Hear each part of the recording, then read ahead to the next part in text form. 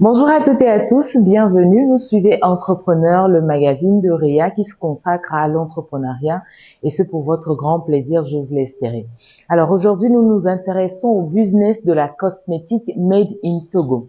Vous le savez, la transition s'est faite entre les grandes marques européennes et américaines pour pouvoir laisser éclore des marques Made in Africa et plus particulièrement Made in Togo. Comment est-ce que ce milieu se porte à ce jour?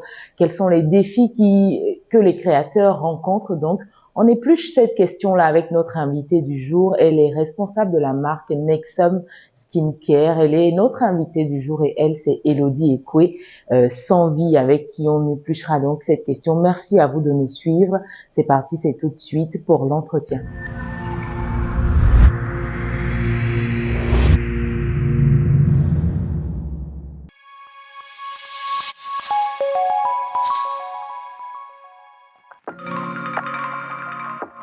Devenez partenaire, sponsor ou annonceur et bénéficiez de notre large réseau de clients.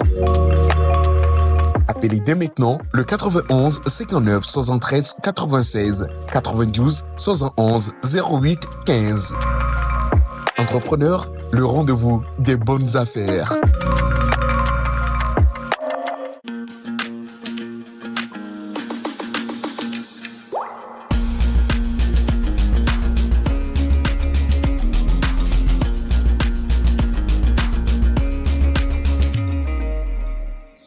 Alors, nous sommes installés avec notre invité du jour. Comme je vous le disais, nous sommes en compagnie de Ekwe Elodie, madame épouse sans vie, j'allais dire, qui est responsable de le Nexum Skincare, qui est une marque de cosmétiques bio made in Togo. Bonjour madame Elodie. Bonjour madame. Vous allez bien, Je vais bien et vous? Un plaisir de vous avoir ici pour discuter du business de la cosmétique. Je vous présentais tout à l'heure, est-ce qu'il y a quelque chose que nous devons savoir un peu plus de vous dans votre présentation de Nexum Skincare? Alors, il faut savoir que Nexum SAU est une entreprise de production et de distribution de produits cosmétiques naturels et organiques. Étant donné que pour avoir l'appellation bio, il faut être labellisé à l'international. Donc, cette labellisation est en cours. Donc, mais pour le moment, nous sommes une marque de cosmétiques naturels et organiques made in Togo. Voilà qui est dit, et c'est bien de le préciser parce qu'il y a la question de savoir qu'est-ce qui est cosmétique bio, qu'est-ce qui ne l'est pas. Exactement. D'accord. Hormis la labellisation, est-ce qu'il y a d'autres caractéristiques qui font d'une marque qu'elle soit bio ou pas, naturelle? Oui, bio, naturel ou bien organique, c'est que des appellations en fonction des intrants, des actifs et des ingrédients qu'on utilise pour la fabrication des produits. Que ça soit des ingrédients naturels issus des végétaux ou soit issus d'une synthèse en laboratoire. Voilà, c'est tout cela qui rentre dans l'appellation bio, naturel ou bien organique. Donc nous, on évolue essentiellement avec des produits naturels issus du Togo et d'ailleurs comme le cacao, le café, les fruits également, que ça soit la mangue, aussi les légumes comme le carotte, etc. Et nous avons également l'utilisation des produits cosmétiques qui sont des synthèses issues des grands laboratoires, voilà, labellisés. Et nous utilisons ça pour intégrer dans nos formulations pour le traitement des peaux à problème qui nécessitent un traitement plus poussé et plus médical de la chose. Voilà. Intéressant, c'est bon à savoir parce qu'aujourd'hui vous connaissez un peu, chers téléspectateurs, la problématique autour de la composition des produits skincare, des produits cosmétiques également, et tout le tollé qu'il y a autour. Donc voilà. Et autour de ce tollé également, on parle de formation, c'est-à-dire vous êtes détentrice d'un certificat. Vous nous en dites un peu plus? Alors, faut savoir que au début c'était des tutos que je regardais sur YouTube. D'accord. Et par la suite, vu que je voulais en faire une marque, j'ai suivi des formations ici et ailleurs. Et j'ai également suivi pendant 5 ans dans une école une formation plus poussée dans l'élaboration et la formulation des produits cosmétiques naturels et organiques. Okay. Ensuite, une étude concernant l'esthétique médicale et c'est une certification internationale qui nous permet de traiter les peaux, que ça soit ici ou bien en Europe, et également la formulation des produits de manière plus saine pour la peau. Voilà. Est-ce qu'aujourd'hui vous pensez que c'est une étape nécessaire pour quelqu'un qui voudrait rentrer dans le business de la cosmétique? En effet, nous remarquons que sur le marché togolais, c'est vraiment une question. Donc, je peux reprendre? D'accord. Ok. Donc, est-ce une étape nécessaire forcément pour quelqu'un qui s'intéresse au business de la cosmétique? Oui, nous remarquons que sur le marché togolais, les formations deviennent de plus en plus récurrentes, mais la qualité de ces formations laisse vraiment à désirer. Pour se lancer dans la cosmétique naturelle, il faut faire des études. Voilà, parce que pour faire la cosmétique naturelle, il s'agit pas de prendre tel élément et faire des mélanges, mais il faut des dosages précis. Parce que la peau, comme j'aime le dire, la peau est un organe et moins de choses peut impacter au fait la santé de cette peau-là. Et une peau endommagée est très difficile à réparer. Donc il faut vraiment avoir une formation très poussée, faire même des études et non faire des formations de moins de 2 semaines ou bien de 3 mois, parce que la peau est vraiment quelque chose de très délicat. Intéressant, merci pour ces informations-là. Je vais revenir à la production, c'est-à-dire, vous en parlez un peu, vous effleurez un peu la question. Vous avez des intrants qui sont naturels et ceux issus de synthèse de grands laboratoires. La question est de savoir, est-ce que vous vous adaptez à ce que le marché ou sinon l'environnement togolais vous propose comme produit disponible ou vous allez quand même acquérir aussi loin que cela puisse être d'autres produits qui sont vos intrants? Comment vous vous y prenez? Alors, quand je parle de cosmétiques organiques, ça veut dire que l'utilisation des matières premières sont vraiment d'origine naturelle et végétale. Donc là, par exemple, nous avons un partenariat avec une structure aqualimée sur la production du café et de cacao qui rentre dans l'utilisation de la fabrication des pommades et de certains savons que nous avons à disposition dans notre showroom.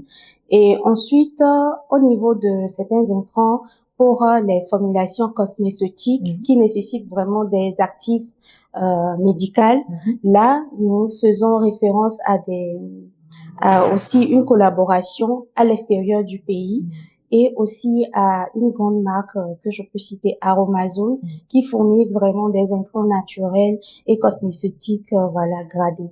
D'accord. Ok, donc du coup, vous n'avez vraiment pas de problème d'approvisionnement? Non, au jour d'aujourd'hui, nous n'avons pas de problème d'approvisionnement parce que bon, le marché de la cosmétique naturelle connaît un essor par rapport aux années antérieures. Donc actuellement, c'était des problèmes que nous avons eu il y a de cela 4 ans, mais aujourd'hui, avec le digital et tout ce qui va avec, c'est vraiment très facile d'avoir voilà, l'approvisionnement nécessaire pour la formulation, de nos produits. Voilà. D'accord. Donc, un système un peu plus décentralisé et ouvert au monde entier. Maintenant que les produits sont faits, c'est histoire de savoir pour la distribution, ne serait-ce que sur le marché local, tout comme à l'international également, comment cela se passe? Comment est-ce vous arrivez à vous positionner aujourd'hui? Parce qu'on sait qu'il y a floraison de marques de cosmétiques made in Togo, in Africa également. Comment vous pénétrez le marché? Alors, il faut dire que au début, c'était un peu compliqué parce que il faut d'abord changer la mentalité, voilà, des consommateurs à l'utilisation des produits naturels, surtout made in Togo, parce que ça n'avait pas vraiment bonne réputation. Mais de nos jours, nous avons instauré des suivis personnalisés pour chaque client. Ok. Et ensuite, nous avons instauré aussi un coaching sur la peau. Le fait de montrer au consommateur que le fait de connaître sa peau lui permet de mieux savoir l'utilisation de certains intrants sur cette dernière. Donc, nous nous sommes positionnés beaucoup plus d'abord avec des conseils et des astuces, et ce qui a, comment je vais dire, changé un peu la mentalité des consommateurs par rapport aux produits Made in Togo. Ensuite, au niveau de nos produits, nous avons fait un packaging assez élaboré et épuré, parce que le Made in Togo, souvent, quand on entend parler du Made in Togo, on est face à des produits vraiment des produits entre guillemets finis, mais qui n'ont pas vraiment un bel aspect ou qui ne sont pas vraiment attrayants, voilà. Mais nous avons vraiment misé sur le packaging des produits comme à l'occidental pour attirer également cette consommation-là. Et ensuite, communication beaucoup plus axée sur les ingrédients, parler des bienfaits de chaque produit, parce que nous sommes face à une ignorance au niveau des actions de certains ingrédients naturels sur la peau. Donc, le fait de donner ces informations-là permet aux consommateurs de pouvoir avoir plus confiance, voilà, aux produits qu'il est en train d'acheter. Voilà. Intéressant. Donc, c'est carrément une pénétration de marché particulière de votre part, une grande exposition et surtout une explication de ce que le consommateur utilise. Donc, une approche très pédagogique, proche, voilà, pédagogique également. Voilà, c'est bien de le dire et ça marche pour certains, notamment vous avec vos différents produits. Maintenant, à l'international, comment est-ce que vous arrivez? Est-ce que, s'il y a comparaison entre les deux, ces deux environnements-là, c'est-à-dire le Togo et l'Occident. Oui, et hormis le Togo, la sous-région et même la région africaine et au-delà de cela, comment votre marque se porte à ce niveau? Alors, faut dire que sur 100% de notre clientèle, il y a 50% qui vient de la diaspora. Oui. Donc, ce qui veut dire que les personnes qui sont en Occident savent, savent la nécessité et l'importance de l'utilisation des produits naturels et organiques sur la peau. Et ils ont une information beaucoup plus poussée et une mentalité assez ouverte par rapport à la population, bien aux consommateurs locaux. Voilà. Donc, et notre positionnement, c'est beaucoup plus, je vais pas parler de marketing et tout, mais c'est beaucoup plus de l'affiliation. D'accord. Voilà, c'est des recommandations sur des recommandations.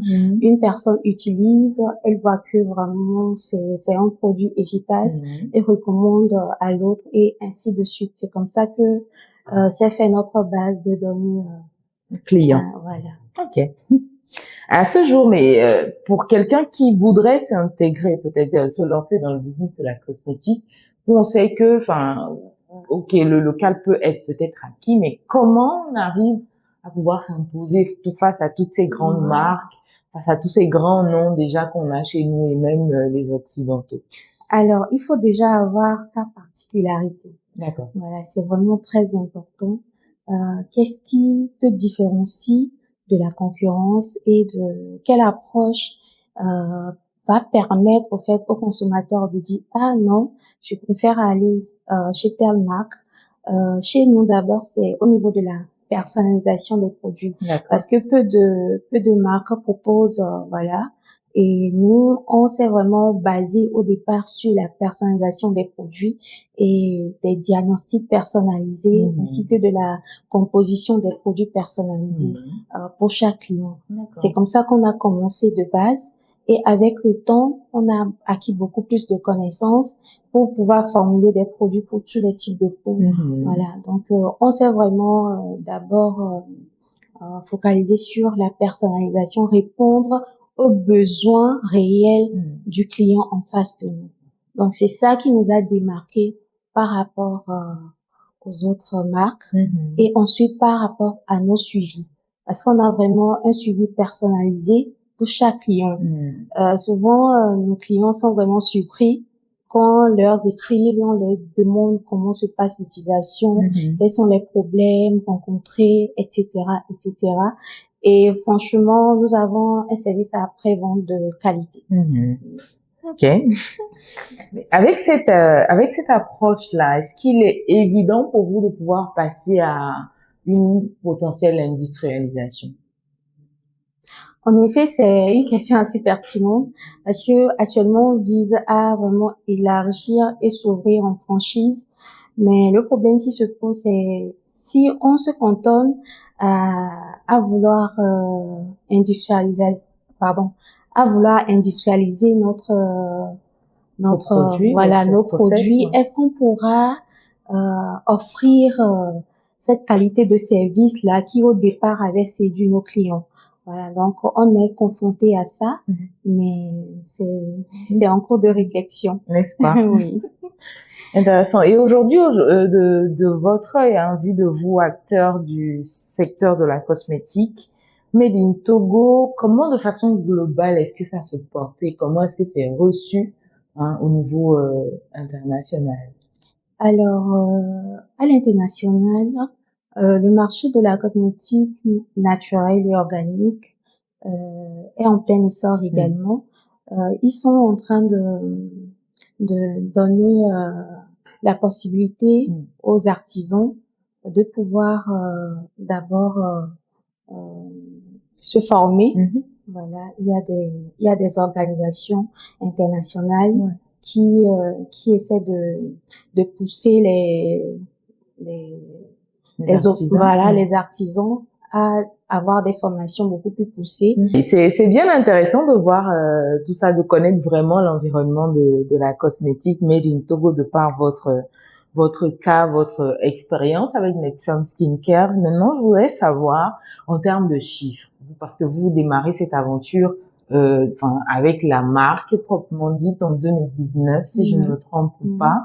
Bien avant cela, il y a eu quand même des débuts, etc. Aujourd'hui, c'est de dire combien qu'on peut apprêter, hein, pour pouvoir lancer un business dans la cosmétique Made in Togo. Alors, avant de lancer un business dans la cosmétique au Togo, il faut d'abord se former.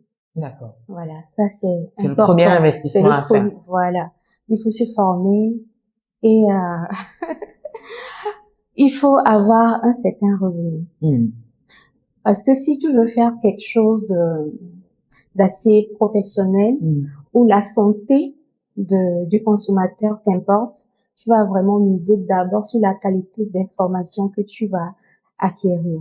Ensuite, de là, les matières premières et les intrants qui rentrent maintenant dans la formulation aussi nécessitent un coût.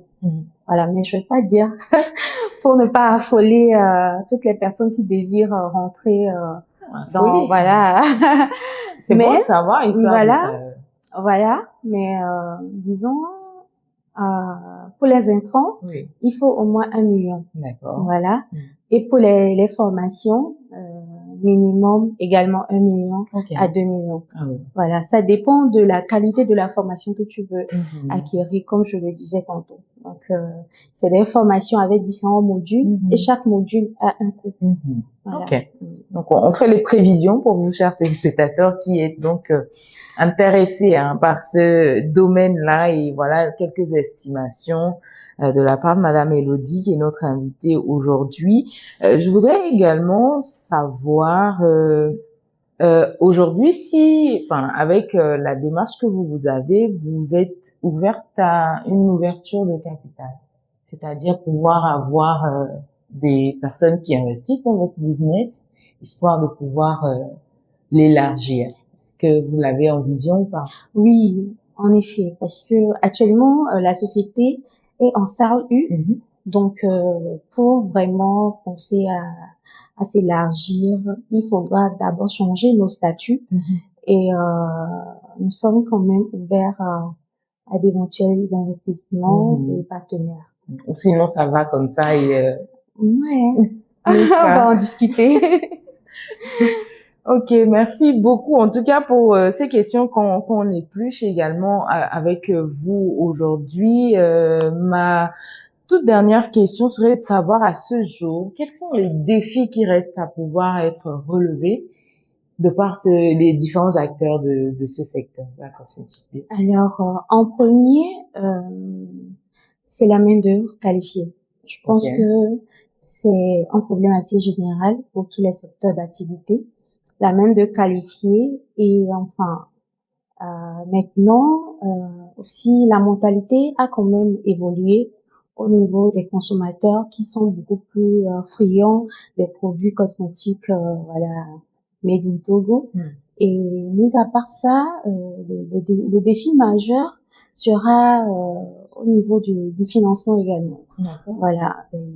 Pour si vous aimeriez vraiment évoluer, il faut quand même avoir un certain chiffre d'affaires et c'est quand même le défi majeur, le financement pour pouvoir évoluer et pourquoi pas attendre quitter la production artisanale ou bien semi-industrielle à une production industrialisée. Intéressant. Donc, gros défi, formation aujourd'hui, enfin, c'est quand même démocratisé. On est sur un village planétaire et grâce aux technologies de l'information et de la communication, il y a plusieurs accessibilités aux uns et aux autres, ceci dépendant du domaine auquel on s'intéresse. Nous, on parlait aujourd'hui du business de la cosmétique made in Togo et apparemment, écoutez, Madame Elodie Ekoué, on est sur une bonne avancée quand même en termes d'ouverture, non seulement de production et de marché également à pouvoir acquérir dans ce secteur-là. Madame Elodie, je vous laisserai placer un mot de fin avant de pouvoir nous séparer.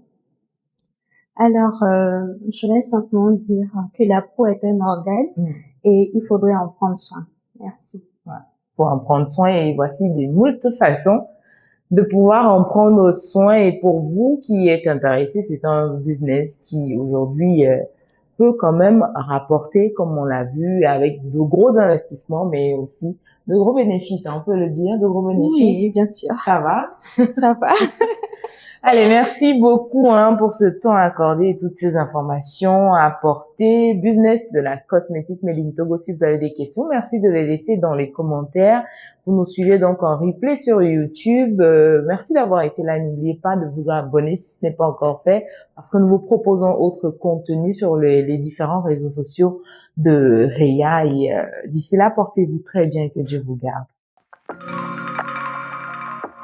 Devenez partenaire, sponsor ou annonceur et bénéficiez de notre large réseau de clients. Appelez dès maintenant le 91 59 73 96 92 71 08 15. Entrepreneur, le rendez-vous des bonnes affaires.